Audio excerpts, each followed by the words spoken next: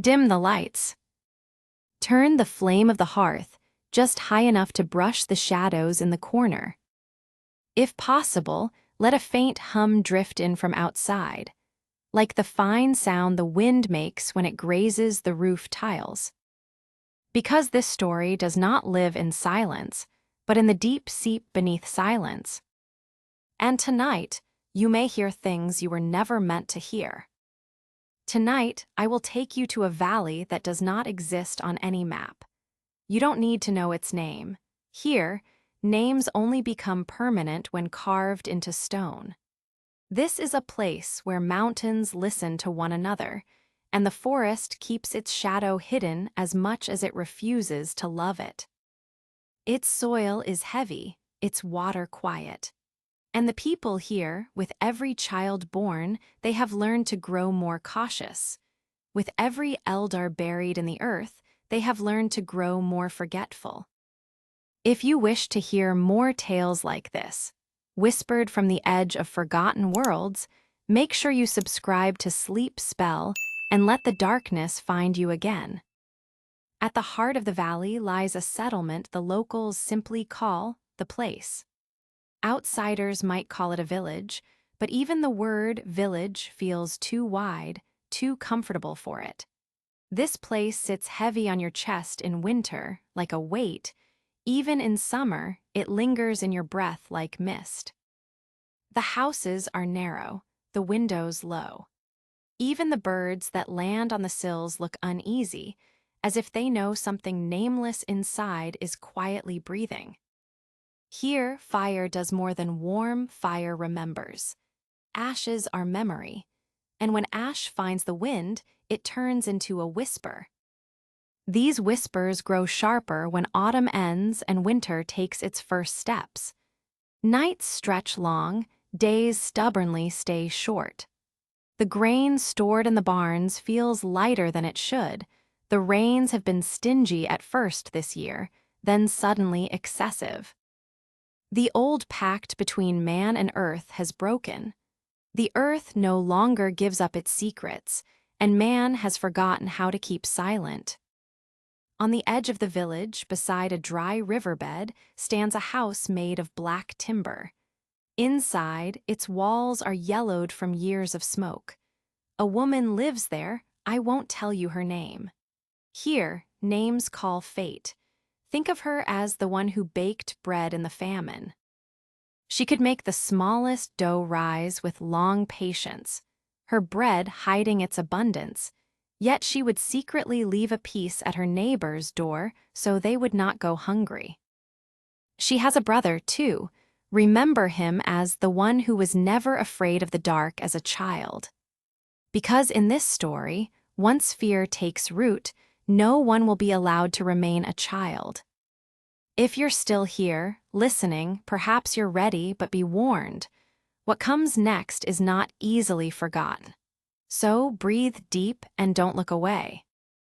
And in that year, something happened in the valley unlike any other year. At night, there came a sound, not from the wind, not from the steps of animals, but from somewhere deep below. At first, only the children noticed. They woke in the morning weary, clinging to their mothers' skirts. Someone whispered to me in the night, they said. Who, their mothers asked. They didn't say their name, but they knew me, the children replied. The mothers stayed silent, trying to smother this shadow with the word dream, unable to name it anything else. In the middle of the valley stands the great hall, held up by 4 thick pillars. Its walls smell of soot from the hearth, its ceiling stained black. Here, people pray, they judge, and they speak their whispers in their clearest form. Because in this place, words first rise to God, then turn to the neighbor, and finally return to the speaker. And in returning, they sometimes gain scent, sometimes color. That night, under flickering candles, people sat side by side but far apart. Their eyes didn't meet. If they did, something might break and fall. No one noticed, but outside, In front of the black timber house by the dry riverbed, a handful of ash lifted into the wind. And the ash remembered. "This year, unrest has grown in the place," he said. "Strange smells have come from the wells, milk sours too quickly, a baby's fever rises at night and vanishes by morning. The wheat in the barns seems as if an evil eye has fallen on it, and in the forest, the night has become thicker than the day."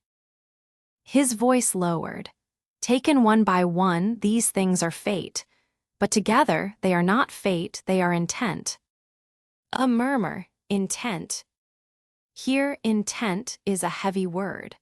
When intent turns the wrong way, it is like wind that burns a sail. Then a sound from the back of the hall. The stranger, the road scribe, did not speak, only bowed his head. In that bow lay a line between "I am here" and "pretend I am not."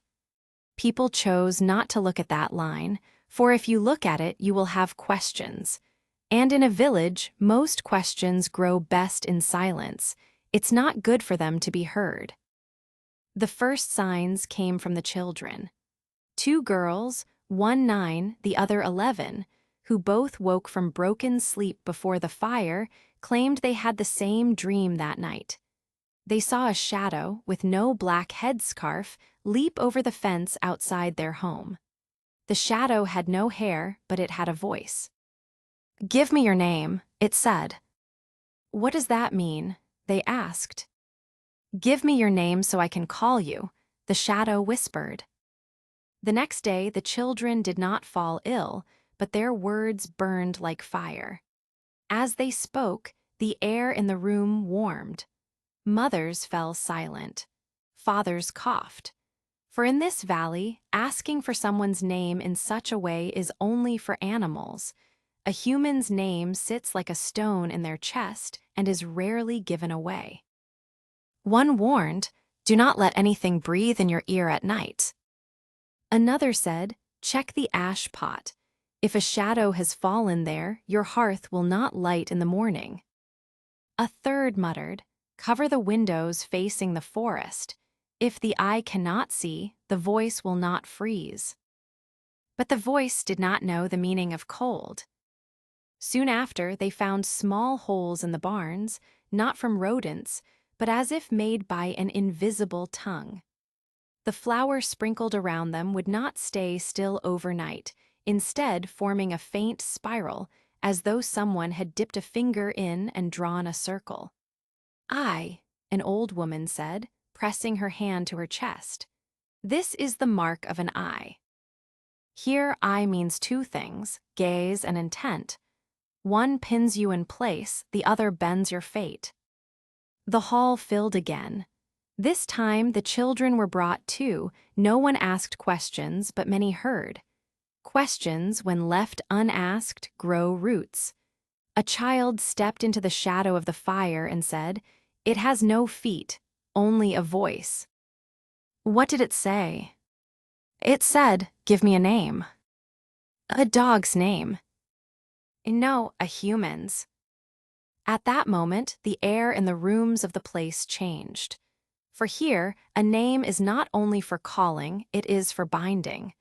When given, a name ties someone to something.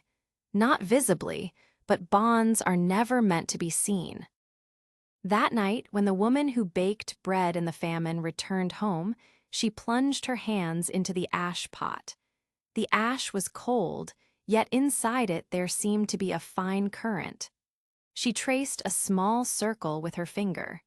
The circle widened on its own. Around her fingerprint, something like an invisible breath moved. She drew back her hand, and at once a very old memory came to her nose.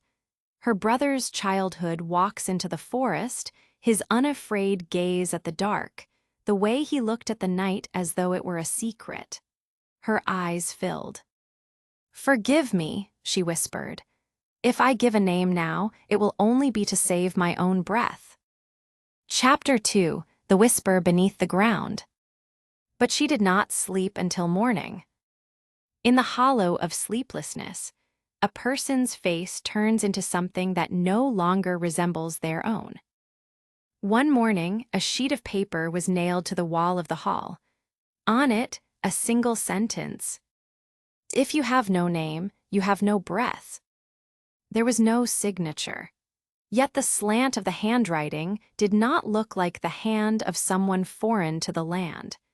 It looked like the script of a hand reaching from within the earth itself, like the neighboring breath of a neighboring life. No one tore the paper down, because in this place, anything pulled away from the wall leaves behind a greater void. And if you look into the void wishes to grow. People know this or pretend they do. The wind grew stronger. With the wind came rumor, and with rumor came intent. In one home, a cradle was rocking, and suddenly it stilled. The baby went silent. "He's asleep," the mother said. But the baby was not sleeping. His eyes were wide open, as if watching a smoke gathering above the cradle, on the brink of falling into the eye within that smoke. The mother stood by the cradle until dawn, chanting hymns. When the hymn ended, the smoke dissolved. The baby cried, sometimes crying calls life back.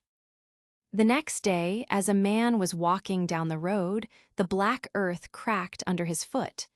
The fissure was small, but its sound was loud, as if the earth had said, "Remember me." The man swallowed hard and went on. But by evening, standing on his doorstep, he still felt the splinter of that sound lodged in his throat. "Someone," he said, "is pushing something from beneath the ground into the light of day." Who, his wife did not ask, because here the question who always ends with a name, and a thing that ends with a name does not easily scatter. One night the hall filled again. This time the ones near the walls were younger, those in the center older.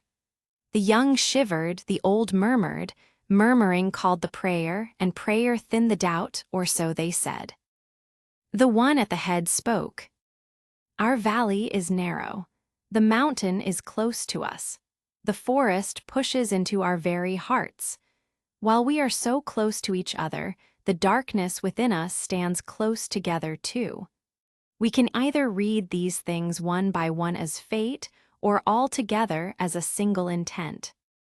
Then he raised his hand. "Intent from whom?" Silence, the heaviest answer of all. Then in the far corner, the stranger, the road scribe, finally spoke. His voice was like the sound of dry leaves the wind carries in autumn. "Sometimes intent does not gather in one person, but in one mouth," he said. "If every mouth speaks the same word at the same moment, the word becomes real. Intent leans on that word." His eyes wandered across the hall. "There is a word moving here." The same stone was in every throat. The stone of waiting for another to speak the word you fear to speak yourself. An old woman adjusted the scarf on her head. "When I was young," she said, "I walked to the clearing deep in the forest. There stones were set in a ring, but in the center of the ring there was no stone, only emptiness. My mother told me that emptiness is a door. I never asked where the door leads. I feared if I asked, the door would call me." One of the young men tried to laugh. The laugh thinned in his throat. In this land, it is hard to laugh about emptiness. Emptiness washes laughter in cold water before giving it back. "Emptiness," the stranger repeated. "Yes, doors open in emptiness. Names also grow in emptiness." Does emptiness want a name? Emptiness needs a voice to exist. A name is the densest form of a voice. The woman who baked bread in famine went to the hall's door the next day and found a new paper nailed to the wall. This time there was no sentence, only 5 empty boxes drawn, as if someone were inviting her to place letters inside. 5 boxes, 5 letters. She whispered a prayer, not to God but to her brother. "Forgive me," she said. "If I must do this to survive, let the sin belong not to me, but to the shadow that grows here." She raised her hand, her finger traced the paper. And then she wrote. Just a name, 5 letters, but each letter a blade. She handed the paper to the clerk at the hall's entrance. He nodded, took it, and pinned it among the others on the wall. The woman bowed her head. When she left, her shoulders never straightened again. A part of her remained nailed to that wall with the list. From that moment, the air in the land sharpened like frost. "One name is not enough," the head of the hall said. "A name opens a door, but the door needs the footprints of the one who enters." "Footprints," the people repeated. "Yes," he said, "a footprint is the most honest mark intent leaves upon the earth." The next day, tracks were found along one of the forest paths. At first, it looked as though someone had walked barefoot. Then, suddenly, as if they had grown lighter, the prints became sparse, missing steps here and there, then reappearing. "He ran," someone said. "No," another said. "It's as if he only touched the ground at intervals." A third whispered, "What if his shadow walked on the ground, but he himself was in the air?" Throats went dry. For those who walk in the air live not only in stories, but in slander. It is in slander that people are most often lifted from the ground. The road scribe bent over the tracks. From the ash bowl at his side, he took a pinch and blew it into the prints. The ash did not stay, it scattered, as if an invisible breath pushed it away. "Do you see?" he asked. "There is a breath moving inside the prints." "What does that mean?" "It means the name has been answered from a place far stronger than where it was called." "What place?" "Emptiness." This word now carried power in the village, loosening lids, widening children's eyes, hastening the hymns of the elders. One evening, the barn doors creaked though no one was inside. Scratches appeared on the wood. They were not letters, but they seemed to wait to become letters. "Bring ash," someone said. Ash was sprinkled, and as it fell, the scratches seemed to exhale steam, as though an unseen hand in the mist was finishing the writing. At that moment, the bread-in-famine woman turned her face away. In the mist, she thought she saw the childlike gaze of her brother. "Don't," said a voice inside her. It was not God's voice. It was the tired voice of a person standing between guilt and mercy. But the mist cleared, the scratches vanished. Now there were 2 languages in the land, hymn and whisper. Hymn looked upward, whisper looked down. Hymn covered a name, whisper hid beneath it. People grew accustomed to both. One they spoke on Sundays, the other at night before the hearth went cold. In time, the number of named papers on the hall wall grew. Each new page made the wall heavier, and the heavier it became, the more the air in the hall pressed down. "As these pages increase, we do not grow lighter," said the one at the head. "That means the weight is within us." The stranger bowed his head, lower each time, as if his turn to speak never came, or if it did, no one would hear. One night, the oldest woman in the village was simmering a long soup over the fire when she saw hair-thin lines form on the surface. She dipped her spoon, the lines scattered, then joined again. "This is writing in water," she said. "So water has a memory after all." Her granddaughter asked, "What is it writing, Grandma?" "Everything we have carried for years without speaking of," the woman said. "The broken hearts, the words never taken back, the needs we kept silent out of pride. What appears on the water is most often what we've pushed into the forest. Is the forest writing it? The child asked. No, said the elder. We are. The forest only reads it aloud. From that night, the forest's voice grew louder. Birds sang less, foxes passed more carefully, wolves howled farther away. But the night itself seemed to bend its entire shadow over the village, speaking with a thicker mouth. In several houses at once, the same thing happened. From the ashes in the hearth, as if someone were counting names, came the whisper. This one, this one, this one. No one could ask, whose voice is that? Because the whisper sounded just like a voice from inside each house, made so it could enter them all. Before dawn, 3 doors were knocked upon. To those who opened, the words were simple. Join us, the hall is filling. Those who entered stood until morning. In this place, anyone who listens while seated is called comfortable, but one who stands is called a witness. To be a witness here is both a blessing and a burden. Before the pages nailed to the wall, the woman known as the one who baked bread in famine lifted her head for a moment and looked at the names. Each name seemed to have only 5 letters, and each letter looked like a blade. Blades do not touch the wall before they pass through the throat. She knew this well, for the blade always roams inside first. This wall, someone said, will not hold us upright forever. When its weight falls on us, will we carry it? We will, came the answer, because it was we who nailed the names to it. And if the names are wrong? The question grew heavy, thickening the air in the room.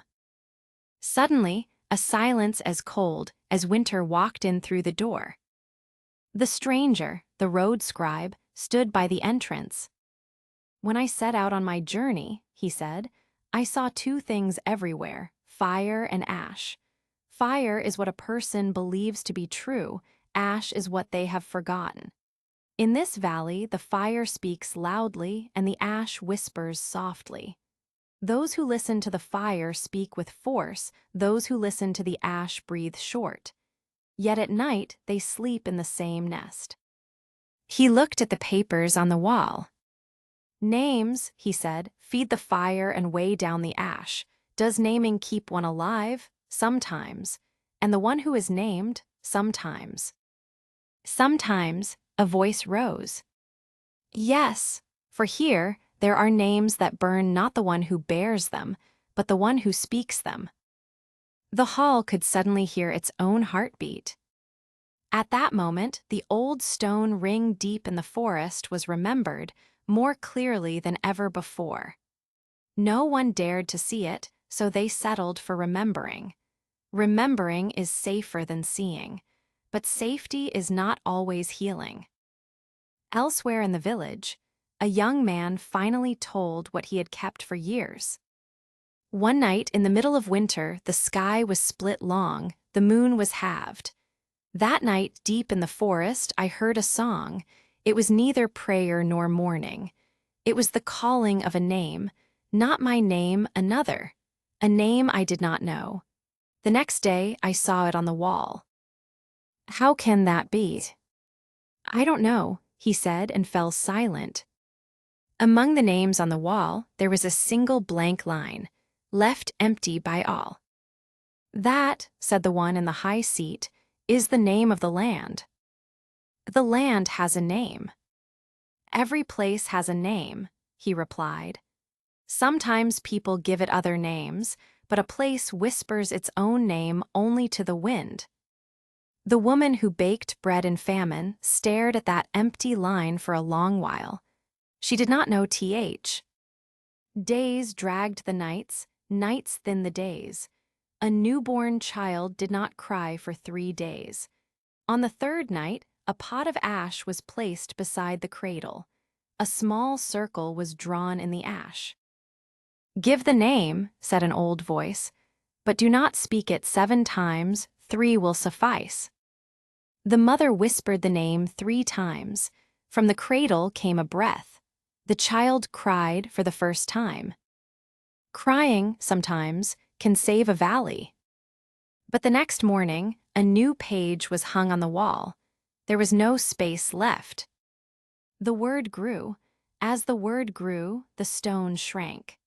As the stone shrank, the foundations of the houses trembled. Only those awake at the deepest hour of the night heard it, the hour when the earth breathes thick and tired breaths. "It is no longer enough," someone said. "A name is not enough, a sign is needed." What sign? Not the circle in the ash pot. Something darker, more irreversible. "Blood," a voice said, the oldest word of fear. "No," said the man in the high seat. "Blood is too hasty a script. We want a slower, more stubborn script, an oath." "Who will swear it?" "Whoever carries the stone of emptiness." That emptiness went door to door until dusk. Every door first said, "I am not here." Then the voice slipped in through the frame. "There is an emptiness in you, the emptiness to which you gave a name." Some said, "I swear," not knowing to whom or to what. But here, oaths take root more easily when you do not know. That night, the road scribe waited for the hall to empty. Only the woman who baked bread in famine approached the wall of names last. The stranger did not move toward her. Indeed, those who do not wish to approach make the quietest steps.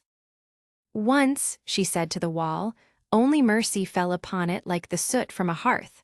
Now names have fallen." "Ash shifts," the stranger whispered. "It grows light when near the fire, heavy when far. You burned the names to grow the fire. The ash grew heavy, and heavy ash whispers loudly enough to wake a sleeper." "Is waking good?" "Sometimes," he said. "Sometimes waking is the work of an enemy, for a weary one once woken speaks wrongly." The woman closed her eyes. "Forgive me," she said, not to God but to her sister. The next morning, on the path to the stone ring in the forest, snow had piled through the night. In the snow lay 4 sets of tracks, each of a different size. One a child's, one a woman's, one like the erratic steps of a madman, and the last like those of someone who had just learned to walk, already quick to know the ground. 4 people went, someone asked. "No," said the stranger. "Sometimes one person walks in 4 states, at times a child, at times a woman, at times mind overflown, at times newly fallen into the world." The center of the ring was empty. Emptiness does not burn snow, but it scatters it like flour. Someone had left an ash pot in the center. Inside, there was no writing. The ash lay smooth. Smooth ash is a question waiting. "One more name," someone said in the hall. "And then." There is no then. After that, only emptiness. At that moment, the topmost paper on the wall fell. Its nail had come loose. As it floated down, everyone held their breath. When it touched the floor, it made no sound, for it fell not like something alive with a name, but like something heavy with the burden of a name.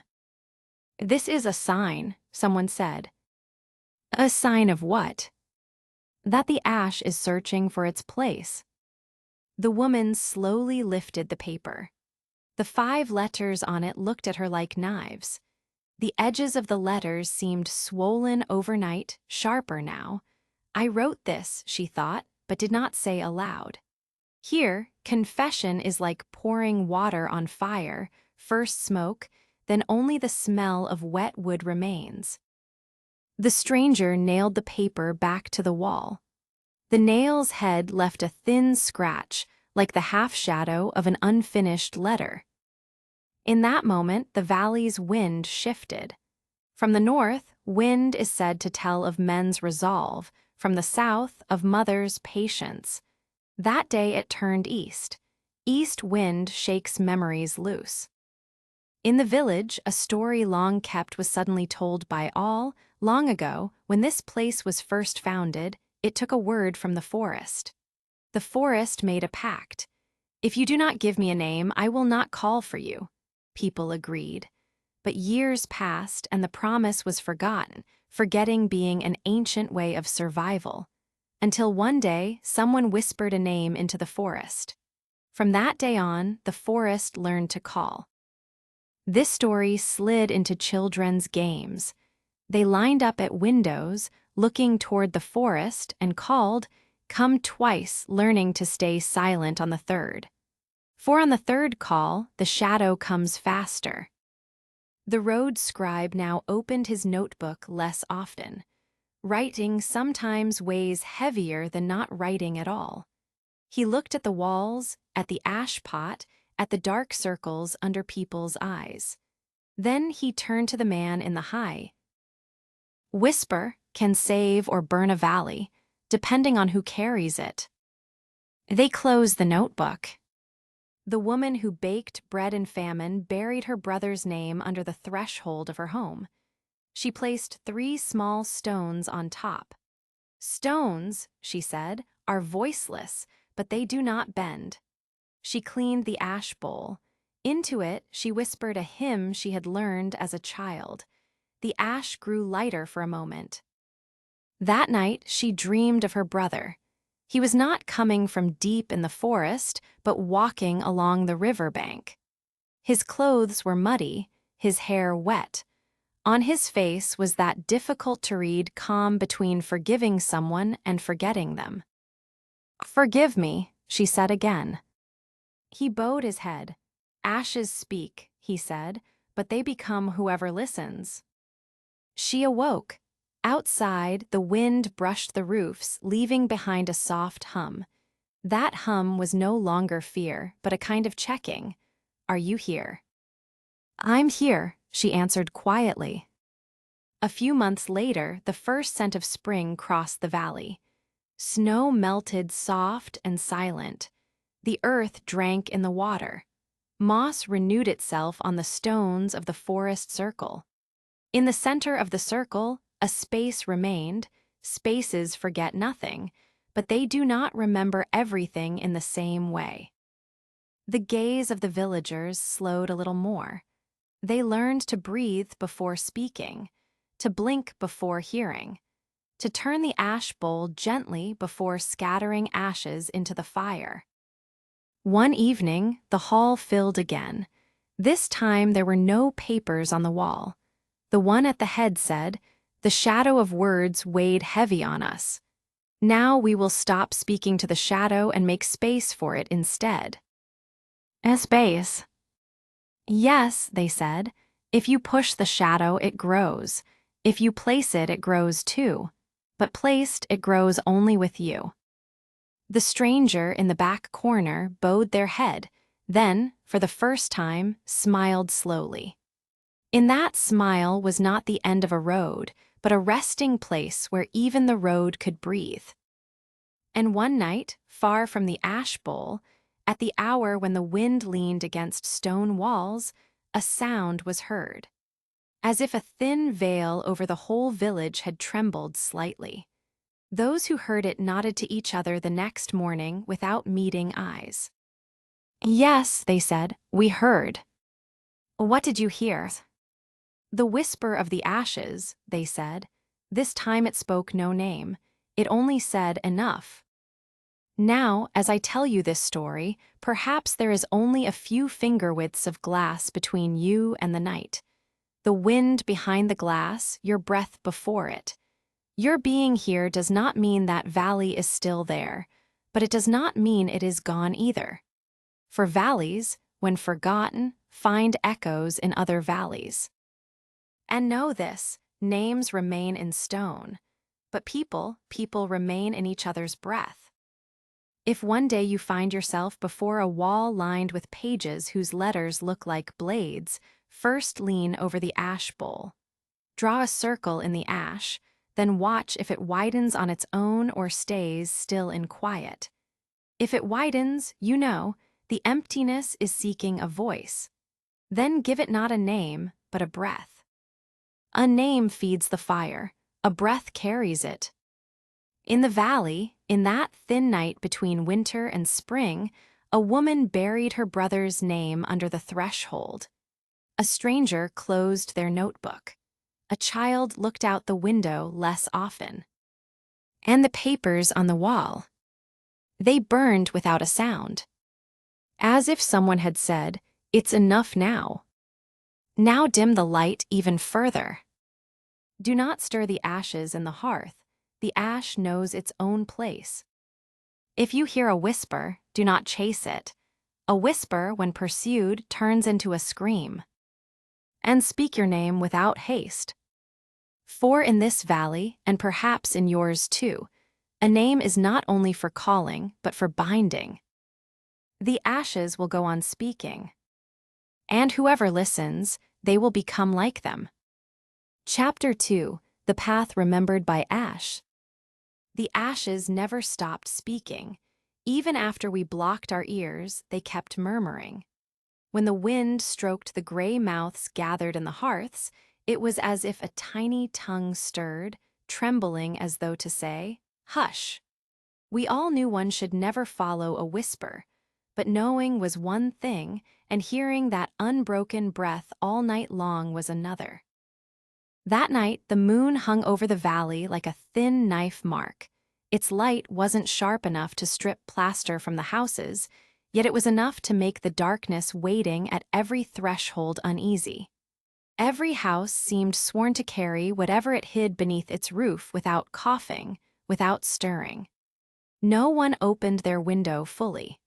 No one lowered the last notch of their door's bolt, because here, endings were never truly endings. When I crouched by the hearth, the ash already knew its place. As a child, I'd dip my finger in and draw circles in the gray. Now I hesitated to reach out. The ash knew me. If I asked it a question, I would have to receive an answer. And in this valley, answers behaved like debts. They bound the giver, not the taker. The first whisper came from the space between the threshold and the crack beneath it. The cold that slipped through felt as though it had warmed a name in its mouth before letting it go. I didn't recognize the name, but my body knew the letters, as if they had once been breathed at a well's edge, or sifted in a cornfield, or spoken twice while a child blew on a fire. "Don't come," caution whispered inside me. "Listen," said the ash. I listened. I followed the sound, testing the darkness beyond the door, the stones in the courtyard, the emptiness beneath the dried herbs hanging on the back wall. I'd thought the cold of night could cut through shivers. Tonight, it didn't. The whisper followed me like a thin stream winding around my ankles, pulling me along as though it was walking me, not the other way around. When I stepped into the street, the breath of the valley filled my face. Far off, a shadow spun like the mouth of a mill, the forest. Even in daylight it swallowed sound, denied the return of those who entered, and kept the pact that tree and stone swore together in the rain. "Don't go into the forest," they had said. In the forest, names stop being names. But tonight, even distance felt like a thin thread wound between my fingers. The whisper tugged. I held on. The road was soft, like fear stretching underfoot. Dry grass brushed my knees. The moon, tearing and patching itself through the seams of clouds, looked like worn cloth. The shadows of houses ended, and lone bushes like gravestones began. In that moment, everything behind me, step by step, breath by breath, seemed to drift away into someone else's story. I remembered the law taught to the children of this valley: never step on ash. If you leave a mark, you will be called back. My steps moved quiet but stubborn, ticking forward. The whisper deepened, now more like a chorus than a single voice. One said, "Go back." Another said, "Just a little further." Together they carried the scent of a regret that had lasted years. The scent of ash. When I reached the forest, the trees did not shift as though they knew me. They stood straight, unbending. Their branches pressed against one another like the shoulders of people unwilling to part. Inside, the wind's tongue changed. The gust that had howled in the valley here spoke through clenched teeth. With this new language, the whisper took on a shape, warm as a woman's breath, ancient as stone. Turn back, I told myself. Don't say your name. Don't say it so nothing can find you. But within me was another truth. Whoever listens to ash shares in its debt, and I was already bound to it. I found the first sign at the base of a trunk, a small scrap of cloth, curled from damp, lying forgotten among dead leaves. It was tied with thread the color of a child's hair and marked in dark, dried brown, not a letter, but an intention that came before letters. Before you write the name, a voice murmured inside, you tie the knot that will hold it. I didn't lift the cloth. Here, lifting meant yes. And yes meant write me too. From far off came the sigh of water striking stone, likely a small branch of the mill stream. The whisper fell silent, replaced by the length of breath it takes to confess a sin. Then a leaf rustled, or perhaps it was a memory dressed as a leaf. Say the first letter, said a voice, not mine, but older than mine. The first letter tests the lock. The last letter closes it. No, I said aloud this time. I don't know if the trees heard me. The darkness tucked my voice away into its shoots. The forest never returned what it kept. If it did, it added doubt to it. Even saying no was a kind of bargaining. At the bank, something seemed to float on the water. I thought it a piece of copper. Under the moonlight, it swelled like a shadow. I stepped closer. The surface broke just as I tried to see it clearly. Water is skilled at turning whatever it carries into something else for a moment, accepting, then denying. From it came a single word, or rather, a word passing through it. Now. It never finished. Like a sentence drowned, it ended halfway. Half sentences here are crueler than full names. They compel the mind to finish them, and in doing so, smear the rest of the name into your own hands. I looked at my hands, they were dry, but inside I was soaked. A single stone on the bank looked newer than the rest, its surface smooth as though polished with cloth. On it were marks, more like the hesitations of a deliberate hand than scratches. I knelt. Tracing the marks with my finger, I thought of 2 syllables written in the stone's tongue. But a syllable here was less a word than a habit. In this valley, the more often we repeated something, the more true it became. Yet truth was the daughter of confrontation, not repetition. That's enough, I said. Enough, I would turn back, I had to. But when I lifted my head, I saw an opening between 2 trees on the far bank, as though the forest had winked. That kind of eye doesn't look at you, it makes you look at it. I rose. As I walked toward the opening, the whisper began again, but this time from above, not the ground. It was as if an invisible seam in the air was being unstitched, and as it unraveled, threads like fine lines of a sentence scattered into the dark. In the clearing, I learned that a fire had once been lit here. Stones laid in a circle, with not ash at the center, but the absence of it. The fire burned, I thought, but left no ash. A fire without ash allows 2 possibilities. Either the wind was strong enough to carry it away, or someone was careful enough to leave no trace. Around the stones were scattered stems of flowers, none of them in season. Each had been picked on different days, laid here at different times, like a late offering to someone whose name was better left unsaid. At the edge of the ring, something small glinted. When my knees touched the earth, I felt the cool it had kept all night seep into my bones. Half buried, it was a needle. A needle is not only for sewing, sometimes it's to remind the thread of its path. A needle without thread is an ear waiting to listen. I scraped the soil gently with my finger and found a second, then a third. 3 needles. In this valley, 3 is the number of doors opened by agreement. The first for prayer, the second for fear, the third for regret. If there is no fourth, a person says enough to themselves, and sometimes that enough is the true beginning. I set the needles down and rose to my feet. The forest's breath shifted. The whisper deepened, as if now certain I would not yield. It was no longer hiding from me the thing I sensed within. In that moment, I heard a flutter, yet I knew it wasn't the sound of a bird's wings. It was the soft, almost embarrassed sound of a cloth slipping from a nail. A knot loosened inside me, not the knot of salvation, but the knot of remembrance. "What do you want?" I asked. My voice dissolved into the forest, like a cellar door shut tight, gave no reply. But within me an image bloomed so vividly it took the place of an answer, a table, on it a sheet of paper. Upon the paper, 5 letters, each sharp as the shadow of a blade. The hand that wrote them trembled but did not stop. "To live," that hand said, "I must do this to live." The image showed me the truth. The whisper had a face, one much like my own.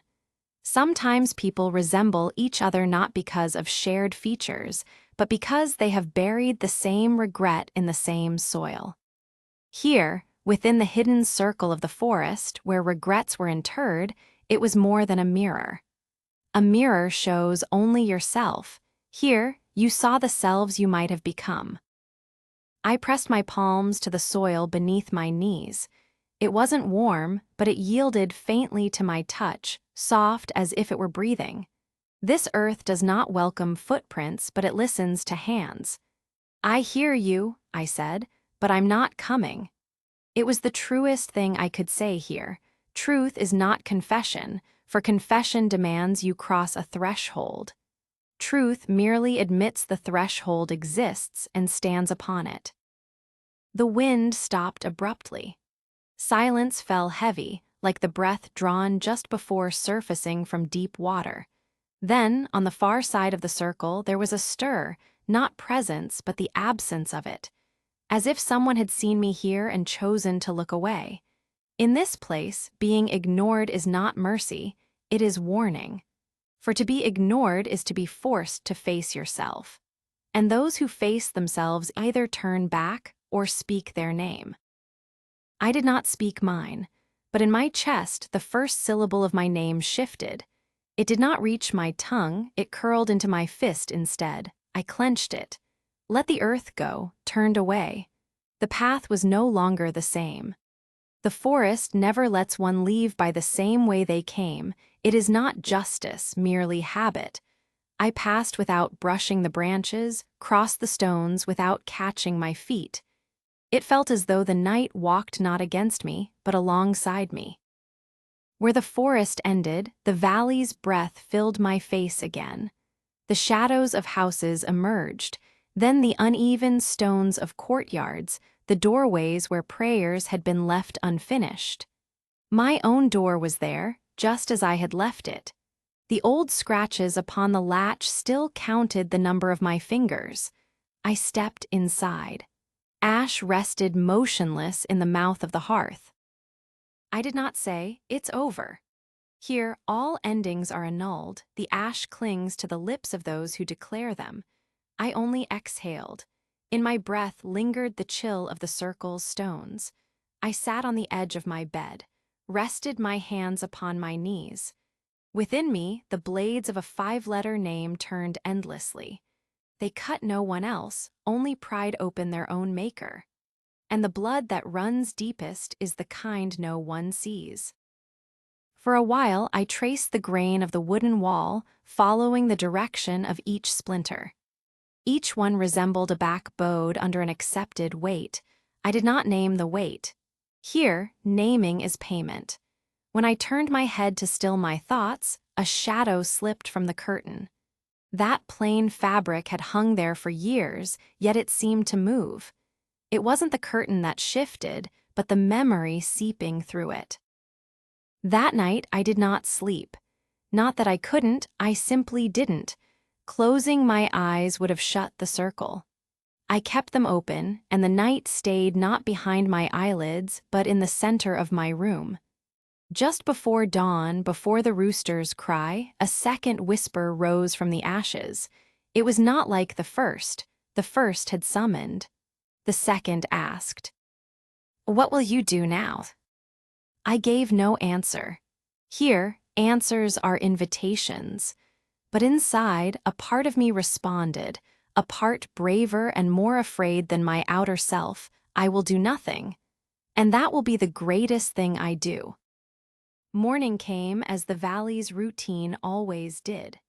Milk was carried, water poured before doorsteps, birds tucked the half-finished sentences of night into small stones. I did not stir the hearth. The ash knew its place. Like everyone in this valley who has learned the language of ash, I made no promises. I only passed by the place where words are kept. Yet sometimes passing by a word means you have already passed through it.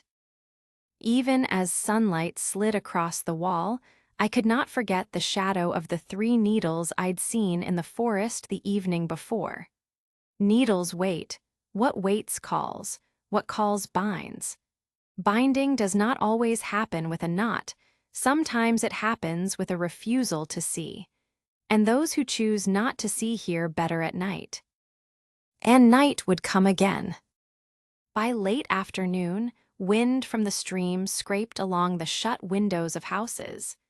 Outside, the mill's stones groaned as though they still turned, because some places run their memories even when no hands are upon them. Those watching from their courtyards squinted as they walked. No one met another's gaze. Here, a face is no mirror. It is a summons written on paper, binding whoever reads it. As the sun slipped down the throat of the valley, a shadow fell beneath my door. This time, I told myself, I will not open it. The whisper did not seep through the crack. It resounded within me instead. I don't want you to give. I want you to keep. Keeping, the craft most here know best, but for whom you keep something and what you keep matters. Ash keeps what has been, wind keeps what has not. I cannot keep what has not been. What has been, I already carry. The first step of night is known not by footfall, but by the hush. Suddenly, everything in the house lightened. The chair lifted from its cushion, the wall withdrew from its own shadow. I stepped out of myself. The ash shifted. On the threshold, something unseen gathered weight. Without naming itself, it made its presence known. I will not go, I said. If I go, the world beyond the door will leave me here. If I stay, the world inside the door will carry me there. In this valley, stillness is sometimes swifter than walking. From the ashes, mouth rose not a word, but a scent. Not smoke, rather that faintly sweet, faintly metallic scent that lingers after something has burned. Not quite the smell of blood, yet it calls it to mind. Don't do this to me, I murmured, without knowing to whom I spoke. Myself, the forest, the hand that wrote the name, it made no difference. All were stones of the same circle. Then it felt as though someone tied a knot behind my ear, invisible, yet present with every breath. 3 needles, I whispered, 3 needles and a knot. To untie the knot does not always mean removing the needles. Sometimes it means remembering the hand that tied it. I lifted my hand slowly. My fingers rubbed together as if testing an unseen thread. There was no thread because here the threads are kept inside. A thread carried within cannot always be cut, but it can be loosened. Loosening is not release. It is a breath of space. I breathed. And from far away, through the mill's sails and the wind, came a human voice, not quite scream, not quite song. That thin, long line between the two. The difference between stepping on that line and kneeling beside it is the difference between fate and complicity. I walked around it. Inside me, the voice asked again, "What will you do now?" This time, I didn't just answer inside my mind. The ash listened to the breath that left my lips. "I will wait," I said. Because sometimes, waiting means refusing to take part in evil. I don't know if the ash understood, but its movement ceased. At that moment, nothing in the house stirred. The night, leaving a fragment of itself in me, descended onto the courtyard stones, slid into the darkness of the street, and then drifted toward the stones of the circle. I didn't close my door. Here, doors speak more when shut. I left it open. No one entered. No one left. Only the shape of the whisper changed. It no longer seemed to want me to follow it. It seemed to have decided to follow me.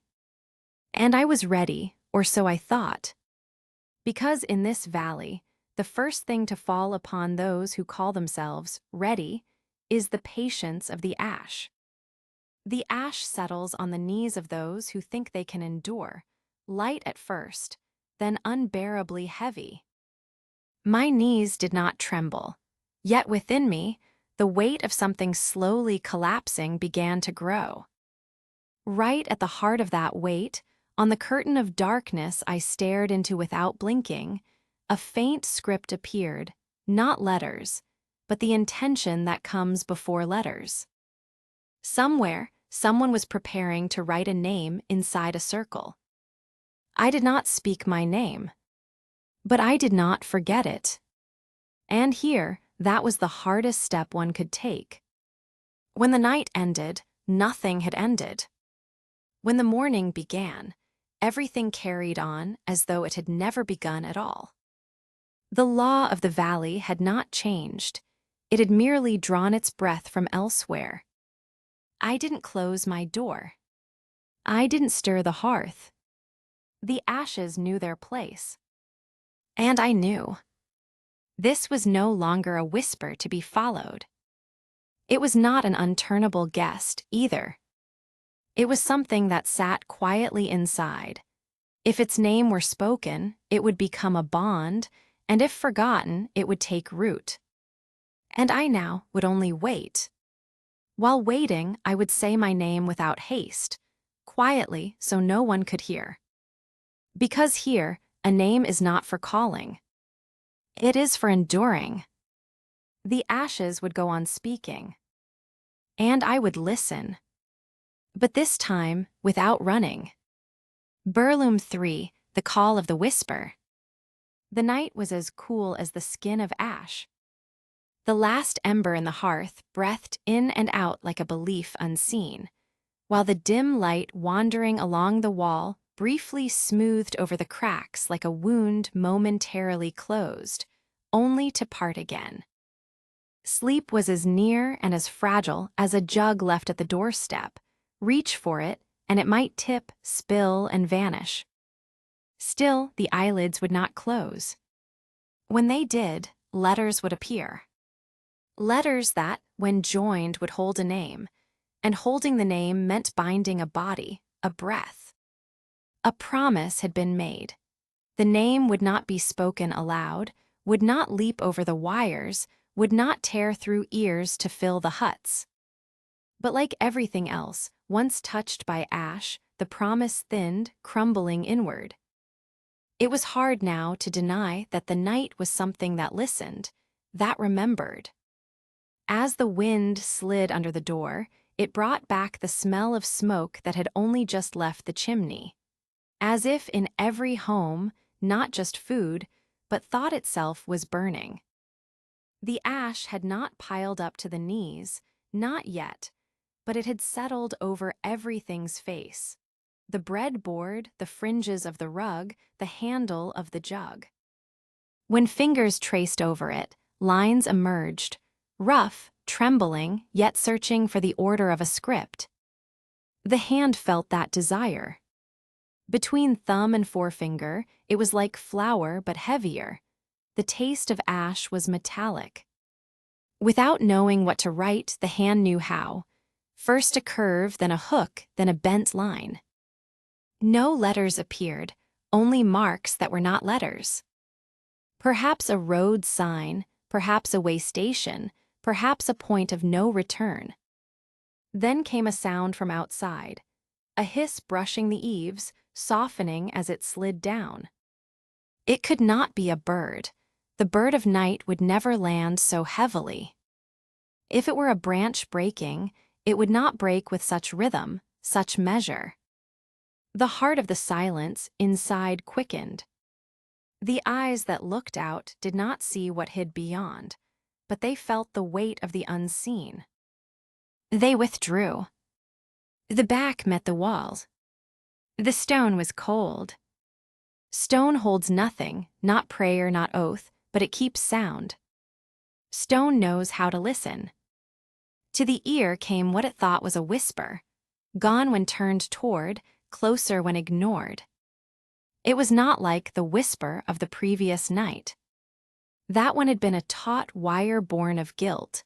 This was the knot tying the ends together. It seemed to say two things. The first was a place, river. The second a breath, down. That was all. River down. Down river. As the words passed from ear to mind, they lost something, gained something else, both command and warning at once. Taking the scarf left on the corner of the locked chest, she closed the door with a single click, sliding the bolt into place as quietly as a line drawn over the water's surface. The moon's shell was half, but its light was full. Over the ground lay a pale veil. Shadows looked as though written in a darker ash. The stone before the house was bone hard. The trees hid sleep not in sound, but in scent. Juniper, damp, old oil. The air was fit not for beginning, but for continuing. Passing through the village, she heard faint sounds behind windows.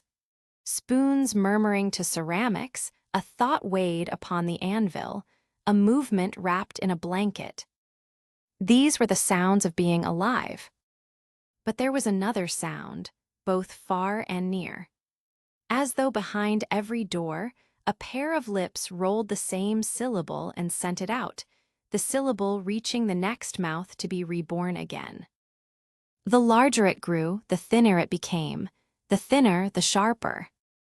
Like a blade that had not yet learned to be a word. When she reached the path leading down to the river, the footprints she left in the softened earth resembled the broken shards of the moon seen in the water's surface. Things that did not wish to witness, yet could not help but witness. Here, the river flowed with a greatness no one knew by name. Its voice held no urgency. It was the voice of patience. She bent toward the bank. The ash was here too, carried by the wind, rejected by the water, accepted by the stones.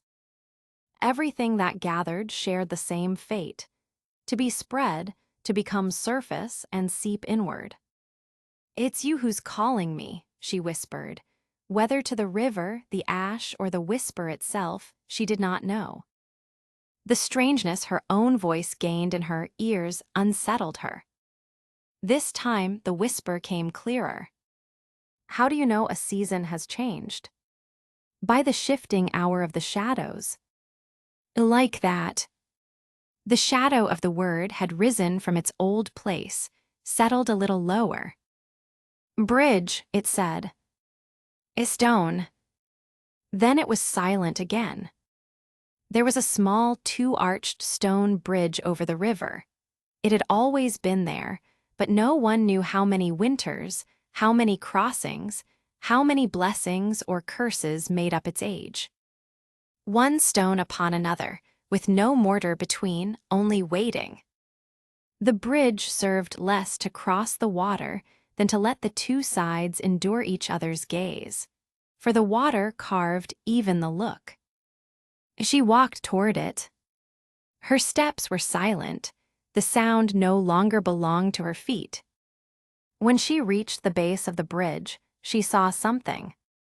Between the stones, an emblem drawn in ash, a hook, a branch, an eye. It's not a letter, yet more meaningful than one.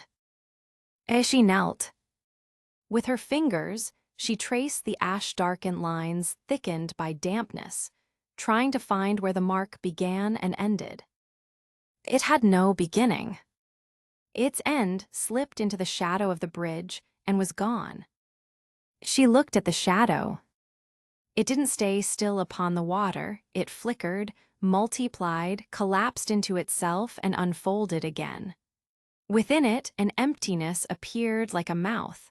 Then it closed, opened again, a mouth ready to speak, yet not wetted by words. "Come," the emptiness said. Or perhaps she only thought she heard it. For something else had happened. The smell of the stone had changed. The ash no longer clung to the ground, but hung in the air. For a moment, she could swear the smoke was walking backward. Leaning under the arch of the bridge toward the water, she saw something wedged by the bank. A piece of wood no thicker than a finger, charred, yet alive inside. She picked it up. It held no heat, yet touched her inwardly. It blackened her fingers. Black now was only a color. And then the whisper returned, not from the water this time, but from within the stone. "Do not speak your name," it said. "For here, every name spoken becomes a bond. A bond grows roots, and roots once pulled do not break free." She lifted her head. On the far bank, a movement too fluid to be a person, too upright to be an animal. A shadow following another shadow before retreating. Deep inside, an old fear uncoiled and reached toward her neck. But it was the kind of fear that kept the back straight without breaking the mind, the kind that prepared one to stay, not to flee. She rose to her feet, stood on the bridge. For a moment, she saw everything framed together, the lines of night stretching to her back, the stillness beneath the water, the entrusted patience resting upon the stones. As if she herself might soon become a dark stain fixed inside that frame. "What do you want?" she asked. The question was not cast into the air, but inward, for the whisper wasn't coming from somewhere outside, it was carrying the outside into her. The answer was not what she expected. "To be heard," said the whisper. To be heard is like not being forgotten, but it is not the same thing. What she heard was not advice. It was more like a package left before a door with no words to tell what lay inside. Open it, and you might find bread or broken glass, but if you do not open it, the contents still exist. She remained on the bridge a while longer. The stone beneath her feet knew her pulse, the water's lines recognized her breath. She wanted to turn back. Turning back is often easier than going forward. But if she turned, she would leave the whisper alone. And if the whisper were left alone, it would slip into another ear, grow inside another mouth. She knew that growth. Ash left alone allies itself with the wind. The wind winds itself around a name, and the name, even from afar, begins to pull. When she returned to the village road, night settled upon her shoulders like an old, heavier coat. Passing between the houses, she caught, through a crack in a door, the body of a very old song. The song carried no words, yet seemed eager to turn into them through repeated singing. It stirred in her a tiny remnant of joy, the kind that once rose with the steam from bread shared at a table, and then that remnant sank again beneath the weight of ash. Realizing joy was no longer a language, was the kind of truth that dries a mouth. At home, she slid the latch and closed the door. Yet the inside felt as wide as the outside. The walls made the hearth's empty mouth seem deeper, and within that emptiness, something waited unseen. She crouched by the hearth, as though it were not herself kneeling, but something else in the room descending. Here, the ash smelled different, dimmer, heavier, as though it held hidden sentences burnt until they were half transparent. With her fingers, she touched the surface of the ash again. This time, her hand no longer pretended not to know what to write. A thin, patient line, then a circle, then inside the circle, two curves that never touched like tear ducts. It was not a letter, yet it spoke more than one. When it was done, the whisper came into the middle of the room, leaning against one of the cracks in the wall as if taking support there. Listening, it said, is the most invisible form of loyalty. Just then, a door's creak from outside, then a thud like a bucket striking a hook. She froze, holding her breath without lifting the latch. Silence. After a moment, a shadow slid under the door, a shadow impossible to mistake, for it had a head separated from its body. The head stretched toward the door, lay flat to the ground as if peering inside. Then it dissolved like ash mixing into ash. From the old chest to the left of the hearth came a crack. Its lid was slightly ajar. From the gap drifted the dry scent of paper. Every house had such a chest, opening into the past.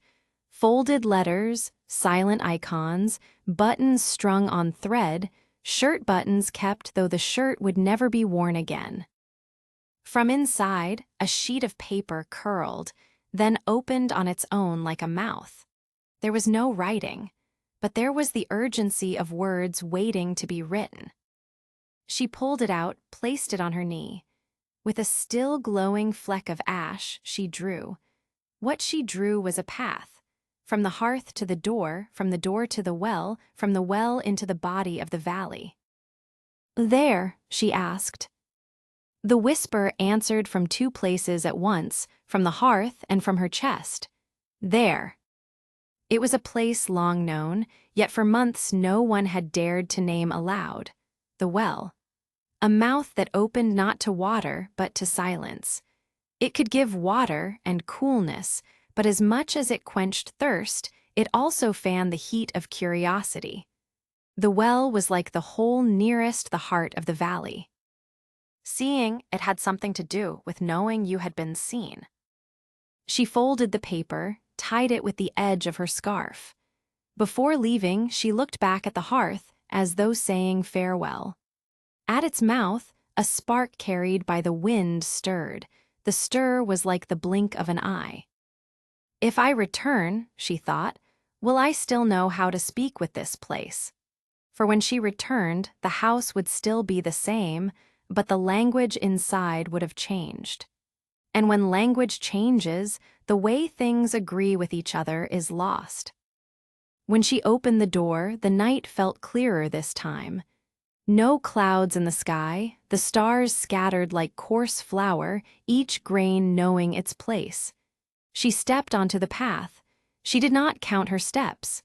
Steps are not counted, they are felt. After a while, the great stone of the well appeared. Moss upon it, grass around it, tiny yellow flowers among the grass as always. But there was something not as always. On the stone's edge, a circle drawn in ash. Around the circle, 4 notches. Beside each notch, the same mark, an eye. None of the eyes looked at each other. Each watched elsewhere, as though each notch guarded a different silence. She approached the well's mouth. Coolness hung down into it like a shadow. She swallowed. "Is there anyone who hears me?" she asked, but she did not say anyone. Presence felt more correct now. The answer was the ripple of water, followed by a deep thud from the heart of the stone. "There is." The voice came like a one-syllable being. There is. Whose it was, she could not tell. Belonging was the one gift the night withheld. She placed her fingers on the well's rim. Ash was on this stone too, settling into her finger lines. "What do you want from me?" The moment she shaped the question, she could not say to whom it was addressed, for it encompassed the whisper, the stone's waiting, and the water's stillness alike. The answer came thread by thread. "Your tongue," it said first. "The tongue stirs the ash from its place." Then your ears. Ears carry what they hear, and in carrying they multiply. Last of all, it did not say your name. The name, at that moment, hid itself beneath the heaviest stone within her. From the bottom of the well rose a scent, not burnt sage, but something more earthen, more rooted. Like the smell of mud you'd land in after a rain when you were a child. Since scent is the quickest way to speak with memories, doors opened inside her mind. Behind one, a shadow baking bread. Behind another, a silent morning. Behind a third, that old day when a name first grew on her tongue and sank into her chest. A hand's touch, the weight of an approving gaze, the yes that picks a splinter from the floor. All at once. "All right," she said, "all right." It was not submission, it was acceptance. When one submits, they shrink. When one accepts, they notice the emptiness within. That noticing either scatters a person or gathers them up and pushes them forward. She wished to be one of those sent forward, and with that wish, one of the notches on the ring at the mouth of the well trembled. The tremor summoned a shadow. The shadow leaned over the ring. "Tomorrow," the whisper said, "tomorrow the ash will speak the same tongue, but this time you are not alone." Not being alone was not always the same weight of comfort. Loneliness meant learning to endure oneself. Togetherness meant the tendency to yield parts of oneself. What remained was knowing how to balance between the two, for this valley was a scale, stone at one end, water at the other. Anything unsure where to place its weight broke in the middle. She walked away from the well. The path was not the one she had come by. Ash had laid new marks along the trail, marks that led her not through the village but between fences, under the shadows of junipers, past the silence of stone walls. She stopped beside a fence. Hanging from it was a broken talisman, 2 sticks bound crosswise. Burn marks marred the bark, and at the knot, dried fibers like wire. A talisman is made for protection, but sometimes it calls what it seeks to keep away. In that moment, she thought the soil beneath it shifted slightly. She knelt. Ash seeped from under the earth. The ash parted in two. Beneath lay a small stone marked with a hollow, fresh as if a human fingernail had pried it up moments ago. She bent her face to the hollow. The wind said, "See, but weigh the touch." She did not move the stone. She had learned this. Some things, once displaced, lose the silence they own. Silence is sometimes a thing's only homeland. To take it is to exile it. And what is exiled fills the place it left behind with something else, usually anger. Anger grows fast in the valley, its roots are hard to find. So she left the stone, covered it again with ash. "Tomorrow," she repeated, "tomorrow." When she returned home, the night had thinned, the spaces between the stars seemed to have grown. She slid the bolt. The hollow in the hearth's mouth no longer looked like a cave, but like a mouth waiting for words, accepting words, holding the smoke of words. She didn't unwrap the paper from the chest, she left it in the scarf. She bent over the ash and drew a single line. The line began at the door and entered the hearth, vanishing there. A cycle, she thought. A going, a returning, but never to the same place. She drew her knees in and leaned her back to the wall. She did not close her eyes. When closed, the letters came again. When the letters came, the name grew. When the name grew, the chords sharpened. She had to wait without letting the name grow. Waiting does not seem like an act, but in the valley, waiting is one of the heaviest labors. For while waiting, it feels as though you are constantly sifting your own inner ash. The sieve's holes never widen, but what passes through becomes more visible each time.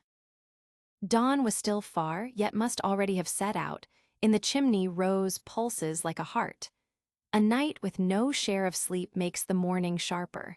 She did not press the sting in her eyes into a mirror. There was no mirror in the house. In the absence of mirrors, one regards oneself with the wind. The wind, brushing your face, does not ask who you are. It only asks how long you will endure. That question sat quietly within the house. Then a shadow sliding along the wall like a snake. Then a low voice, "Time." This whisper was a command. A command given with gentleness does not break a person, they bend without shattering. She stood, straightened the collar of her shirt, felt the small cloth in her inner pocket. Inside, the knot tied by her own hand, a knot she would not undo. This knot was a way of speaking without speech. When she opened the door, a very early shadow of day slipped across the threshold. The road to the well was no longer in her mind. It was inscribed in the memory of her feet. She passed the fences, past the place with the talisman. The hollow under the stone was as it had been. The ash was no longer like the night before, drier, more brittle. Its voice had changed. Dry ash sounds like an old book. She listened. The sound of the ash was like turning pages, and each page carried her to a deeper sentence within the valley. No one stood by the well. At first, the solitude was comforting, then it reminded her of the emptiness in the stomach. She looked at the ring atop the stone. One of its eyes was shut. The closed eye looked as if it had already seen where to look and now watched from within. "I'm here," she said. "I'm listening." No answer came, but there was movement, not from within the well, but from under the stone. The stone remembered a name called from a far-off place. The name was not spoken aloud, but the stone trembled. The tremor loosened the mortar within, from it rose a very old voice. Bond. Bond, to cling, to hold, to fasten, but also, in drawing something close, to distance it from something else. "Whom?" she asked. "With what?" This time the whisper came from more than one place, from the lip of the well, from the needles of the nearby juniper, and most strongly from within her own chest. "The silent one," it said, "the one who understands the language of the ash, between the keeper of the name and the keeper of the tongue." She stepped back, for now she heard not an assignment but a test. In the valley, a test means a price. No test comes without one. The price is often not taken in advance, but its interest is unlike delay. When delayed, it grows. Knowing this, her breath changed.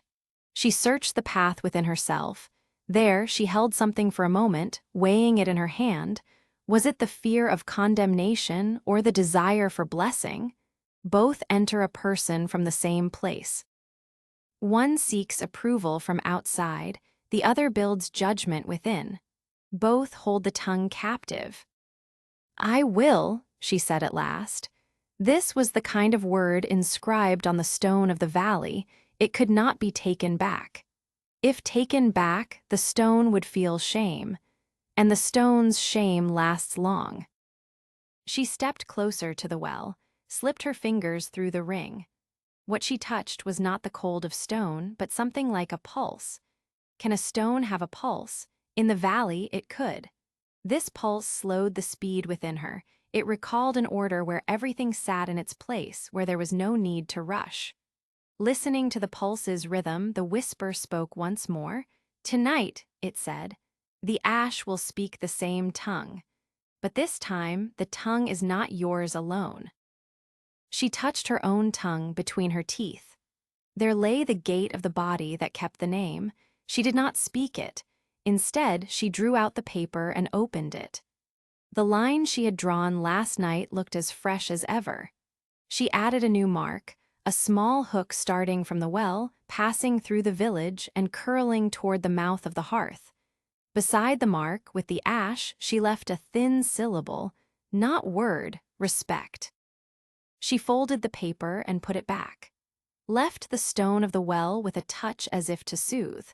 Without turning her back, she stepped away, because in the valley, turning your back to something counts as giving it your face without meaning to.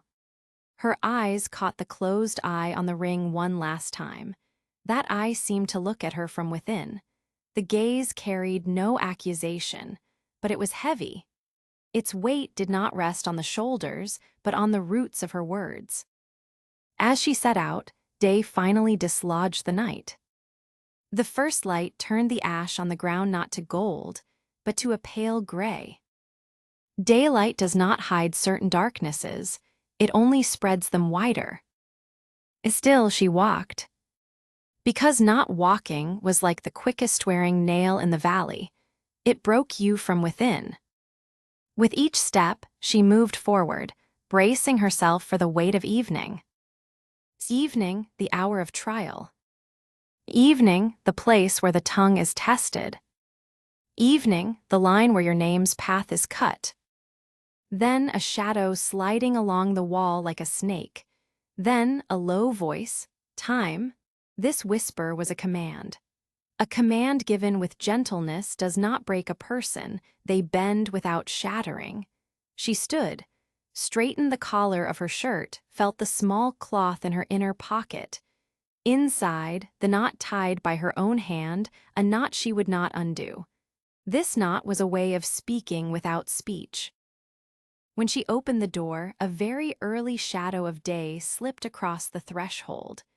The road to the well was no longer in her mind, it was inscribed in the memory of her feet. She passed the fences, past the place with the talisman, the hollow under the stone was as it had been. The ash was no longer like the night before, drier, more brittle, its voice had changed. Dry ash sounds like an old book. She listened.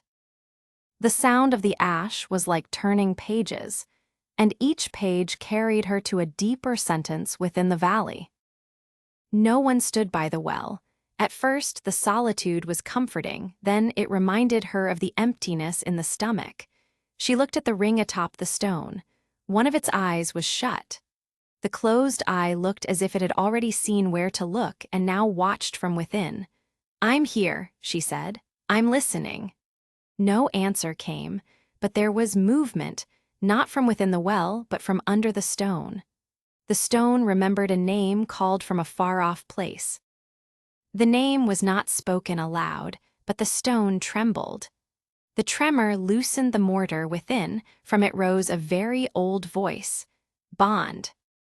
Bond to cling, to hold, to fasten, but also in drawing something close to distance it from something else. "Whom?" she asked. "With what?"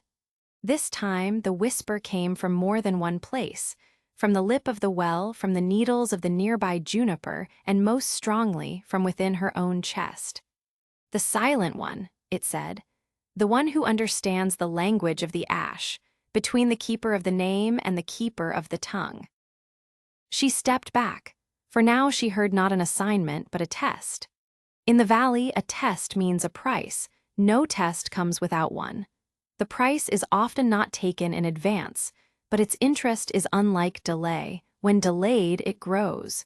Knowing this, her breath changed. She searched the path within herself. There, she held something for a moment, weighing it in her hand. Was it the fear of condemnation or the desire for blessing? Both enter a person from the same place. One seeks approval from outside, the other builds judgment within. Both hold the tongue captive. "I will," she said at last. This was the kind of word inscribed on the stone of the valley. It could not be taken back. If taken back, the stone would feel shame, and the stone's shame lasts long. She stepped closer to the well, slipped her fingers through the ring. What she touched was not the cold of stone, but something like a pulse. Can a stone have a pulse? In the valley, it could. This pulse slowed the speed within her. It recalled an order where everything sat in its place, where there was no need to rush. Listening to the pulse's rhythm, the whisper spoke once more. "Tonight," it said, "the ash will speak the same tongue. But this time, the tongue is not yours alone." She touched her own tongue between her teeth. There lay the gate of the body that kept the name. She did not speak it. Instead, she drew out the paper and opened it. The line she had drawn last night looked as fresh as ever. She added a new mark, a small hook starting from the well, passing through the village and curling toward the mouth of the hearth. Beside the mark, with the ash, she left a thin syllable, not word, respect. She folded the paper and put it back.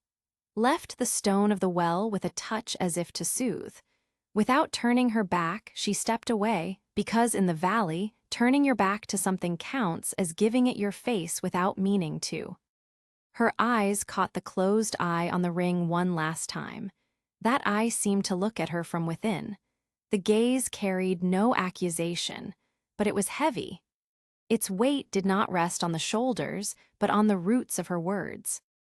As she set out, day finally dislodged the night. The first light turned the ash on the ground not to gold, but to a pale gray. Daylight does not hide certain darknesses, it only spreads them wider. Still she walked. Because not walking was like the quickest wearing nail in the valley, it broke you from within. With each step, she moved forward, bracing herself for the weight of evening. Evening, the hour of trial. Evening, the place where the tongue is tested. Evening, the line where your name's path is cut. But this time, evening would not come as it always had. For the first time in many seasons, a thin ribbon of warmth lingered in the air, clinging to her breath as if the valley itself hesitated to let the cold fully return. Somewhere behind her, the wind rustled through the forest, not in warning, not in mourning, but in a way that sounded almost like approval.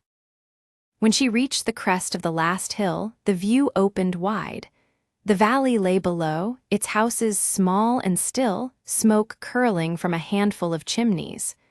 The riverbed, long dry, now held a faint shimmer, as if water were remembering the shape of its own body. She paused there, watching. For a long time, she had carried the weight of its silence. Now, perhaps, she could place it down. She descended slowly, her boots sinking into the softened earth.